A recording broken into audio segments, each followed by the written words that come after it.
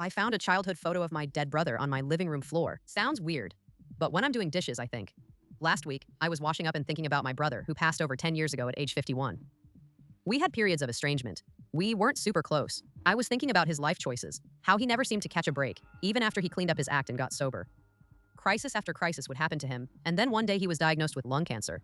In my head, I told him I was sorry that his life had not been great, and I hoped he was happy now wherever he is. A couple of hours later, I was tidying up, and I noticed what looked like a small piece of paper on the living room floor, right in the middle of the room. I picked it up and turned it over. It was an old black and white photo from the 70s of my brother at about age 9. He was holding up a fish he had caught, a huge grin on his face. Fishing was his lifelong joy, and he did it until his health gave out. For the life of me, I can't figure out how that photo would have gotten there. I did have a box of family photos sitting in my hallway that I'd been meaning to carry to the basement. There was a heavy lamp on top of the box, and I hadn't gone through any of the photos. They came from my sister, who didn't have space for them. So I like to think it was a small sign from my brother that he's doing okay, maybe even fishing in some heavenly lake somewhere.